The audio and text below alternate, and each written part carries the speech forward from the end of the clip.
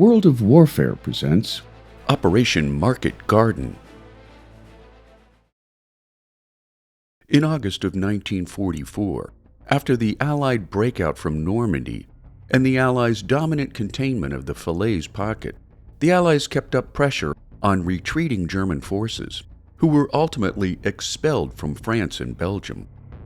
By the close of the month, the Allies were dangerously low on fuel, forcing the halt of several Allied units until African-American truck drivers with the Red Ball Express could replenish supplies of petroleum. Under the command of General Dwight D. Eisenhower, he proposed a broad front strategy, moving forward into Germany in a single thrust, with British Field Marshal Bernard Montgomery commanding Allied forces in Belgium, while General Omar Bradley's forces advanced simultaneously in France. Montgomery initially proposed Operation Comet, which was a limited airborne invasion of Germany with a combined British and Polish fighting force, an event ultimately aborted due to bad weather and increasing German resistance. Montgomery then replaced Comet with Operation Market Garden, which was a much more ambitious plan intended to bypass the Siegfried Line for an advance over the Rhine into the heavily industrialized Ruhr Valley region of Germany. When Eisenhower expressed his reluctance to the plan, Monty met with him in Brussels, where in a fit of anger, he tore up a file of Eisenhower's messages amidst a litany of unrestrained language that ended when Eisenhower patted Montgomery's knee and said, "Steady, Monty. You can't talk to me like that. I'm your boss." After Eisenhower reluctantly consented to Operation Market Garden, Monty set his plan into motion, appointing Lieutenant General Louis H. Brereton's 1st Allied Airborne Army and Lieutenant General Frederick Browning's 1st Airborne Corps in charge of the airborne market part of the plan, while ground forces of Lieutenant General Brian Horrock's 30 Corps would spearhead the ground infantry garden part of the advance. Market would be the largest airborne operation in military history, delivering over 34,600 men of the 101st, 82nd, and 1st Airborne Divisions, along with the Polish Brigade, made up of 20,011 paratroopers and 14,589 glider-borne troops. As Market Garden grew near, Allied intelligence from Britain's Government Code and Cipher School at Bletchley Park revealed significant German troop buildups at Nijmegen and Arnhem. Yet when the reports stalled at the highest levels at Army headquarters, Eisenhower sent Lieutenant General Walter Bedell Smith to point out the enemy's movements to Montgomery, who summarily dismissed Eisenhower's concerns, a mistake that would prove deadly for Allied servicemen. Operation Market Garden went live on Sunday, September 17, 1944, when all airborne divisions landed close to their intended drop zones amidst heavy but inaccurate flak, securing many water crossings over the Rhine into Allied hands. In the south, the 101st captured 4 of the 5 bridges assigned to them, losing only the bridge at Sun, which was blown up by the Germans on the Allies' approach. To the north, the 82nd secured the bridge at Grave, while securing one of the vitally important bridges over the Moosewald Canal, opting to seize the Groesbeek Heights as a high ground blocking position instead of their prime objective, the Nijmegen Bridge. An attempt by the 508th to secure the bridge occurred at 1800 hours, only to be repelled by forces of the 10th SS Reconnaissance Battalion. Of all the bridges assigned to Operation Market Garden, the bridges at Nijmegen and Arnhem were of highest strategic importance, since the smaller bridges over smaller rivers and canals could be quickly bridged by engineering units, leading war leaders to comprehend that if the Nijmegen and Arnhem bridges were not captured and held, then Market Garden would fail. At Arnhem, subsequently, the 1st Airborne Division could only send half their men to the bridge, since the other half was forced to overnight at their drop zone to defend the area for the arrival of the 2nd lift the following day. While the British found themselves tied down at Arnhem, the reconnaissance battalion of the 9th SS Panzer Division crossed the Arnhem Bridge before driving toward Nijmegen and the bridge over the Val Canal branch of the Rhine. While 2 of 3 battalions of the 1st Parachute Brigade met German resistance en route to Arnhem, Lieutenant Colonel John Frost's 2nd Parachute Battalion advanced eastward toward the Rhine with little resistance, arriving at Arnhem Bridge at nightfall to set up defensive positions at the north end of the bridge. Joined by Brigade HQ, led by Major Tony Hibbert, 2 attempts to capture the bridge failed before darkness ended their attempts. Day 1's operations were further hampered by communications breakdowns between the Arnhem Bridge and Divisional HQ, when line-of-sight radio relay sets proved woefully inadequate given their distance from each other. Intended as a secondary communication link, when both VEEPs or very high-frequency SCR-193 crystal sets were lost in combat, units on the ground had no way of calling in air support for the first day of combat. By the end of Day 1 fighting, Allied forces had advanced only 7 miles, instead of the 13 miles Montgomery's plan had called for. On Day 2, Monday, September 18th, bad weather over England delayed the second lift by 3 hours, while further hampering resupply and combat air support. 7 of the next 8 days also experienced poor weather conditions, which severely limited flights while canceling all flights on September 22nd and the 24th. As the 1st and 3rd Parachute Battalions pushed toward Arnhem Bridge on the morning of the 18th, progress was repeatedly slowed by heavy German resistance, further complicated when the 9th SS Reconnaissance Battalion moved from Nijmegen to the town of Arnhem, attempting to take the village by force, until they were beaten back with heavy losses, including Commanding Officer Victor Grabner. By the end of the day, the 1st and 3rd Parachute Battalions had entered Arnhem and were slightly more than a mile from the bridge, however with only 1/6 of their original strength still in battle-ready condition. The town of Grave proved to be well defended by the Germans, who pressed the 82nd Airborne Division at Groesbeek Heights to the east of Nijmegen. Early in the day, German counterattacks seized one of the landing zones planned for the second lift's scheduled arrival at 1300 hours, which was retaken by the 508th Parachute Infantry Regiment by 1400 hours, allowing the second lift to land at 1530 hours after a weather window opened up back in England. 20 minutes later, 135 B-24 heavy bombers dropped supplies over the landing zone. After losing the bridge at Sun, men from the 101st Airborne attempted to capture the bridge at Best, only to find their approach blocked by heavy Wehrmacht resistance.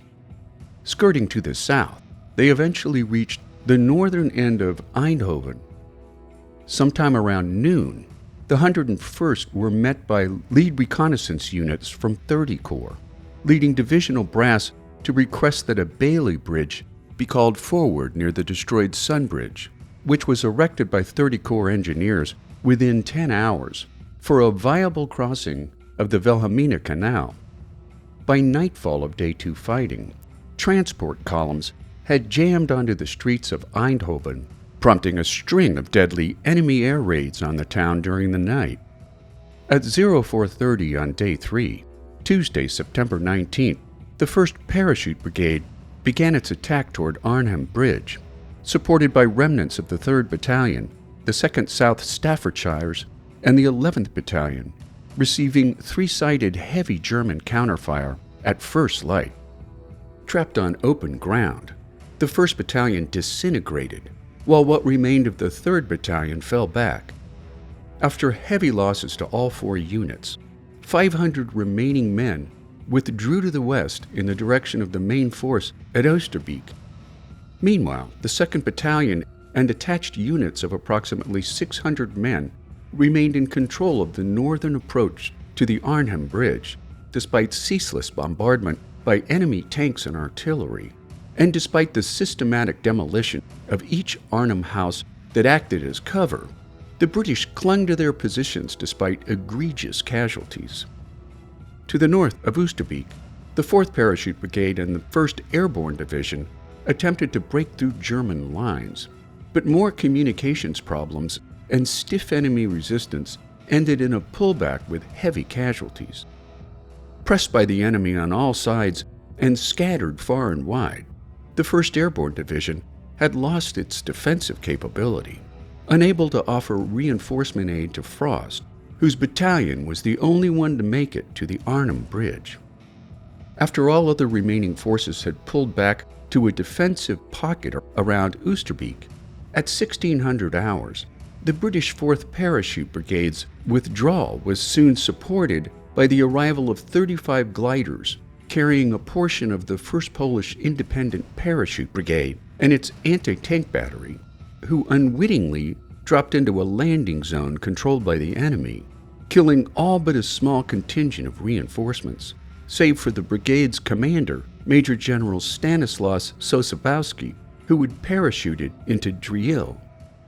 Meanwhile at Nijmegen,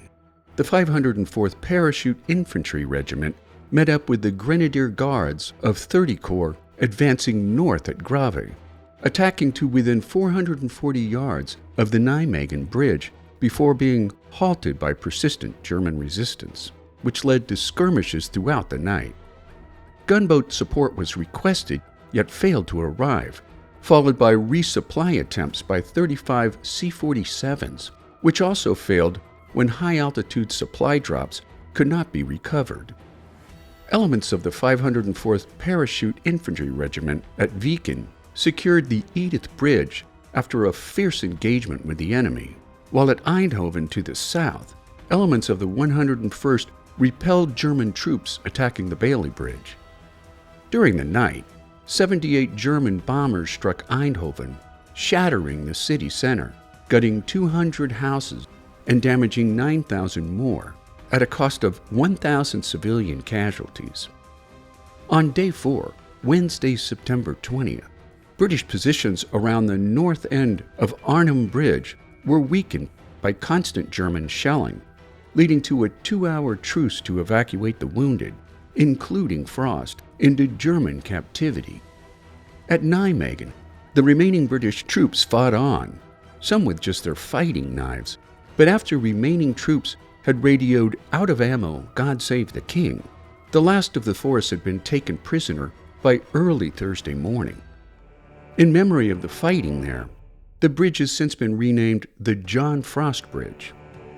At Oosterbeek, remnants of the 1st Airborne Division gathered for their last stand, while in the woods west of Oosterbeek, the 4th Parachute Brigade was attacked by German artillery, mortars, tanks, and mounted flamethrowers. In the rear, the 156th Parachute Battalion fought off numerous counterattacks until the last 150 men standing mounted a bayonet charge before finding themselves pinned down for the next 8 hours.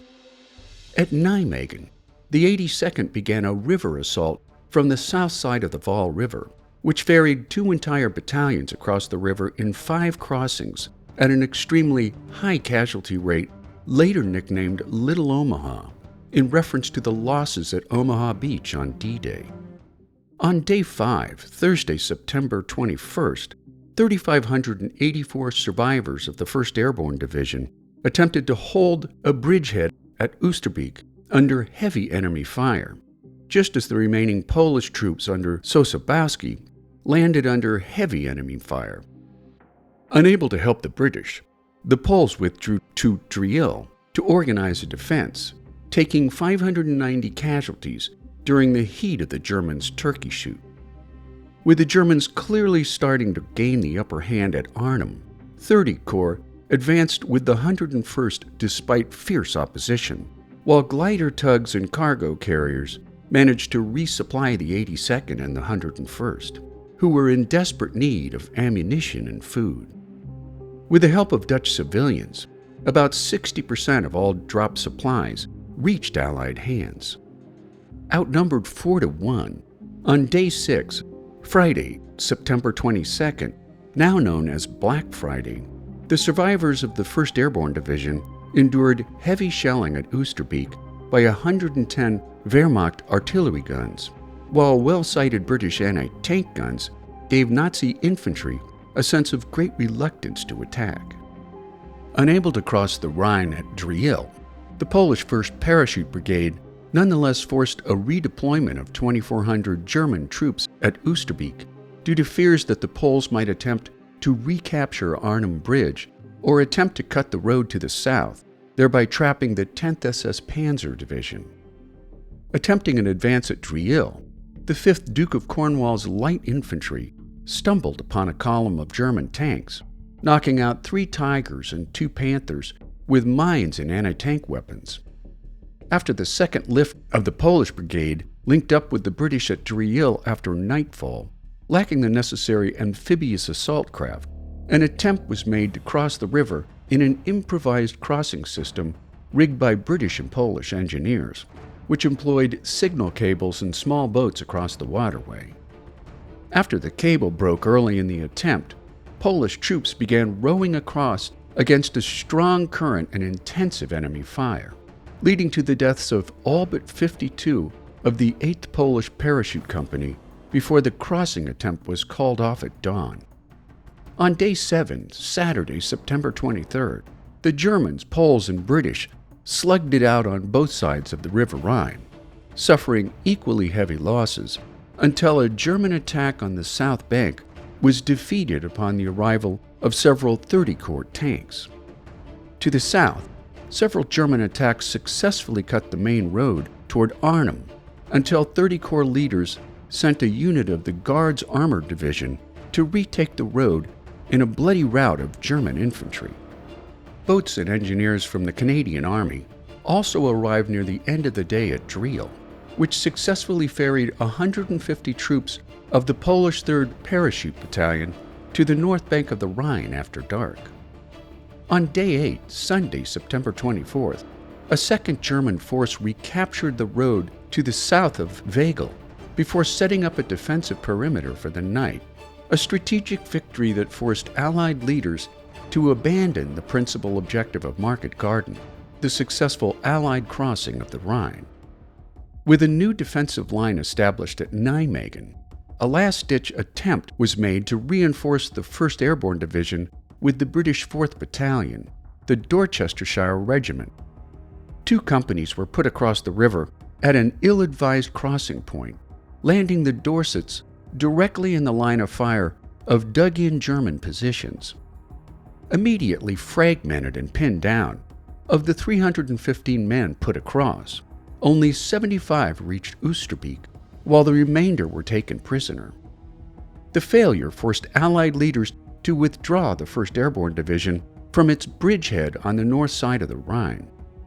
On Day 9, Monday, September 25th, the 1st Airborne Division was ordered to withdraw after dark under Operation Berlin, leaving the survivors to withstand a day of punishing attacks by 2 potent SS battle groups, who managed to imperil the Allied survivors when they broke through a thinly defended front in the eastern sector,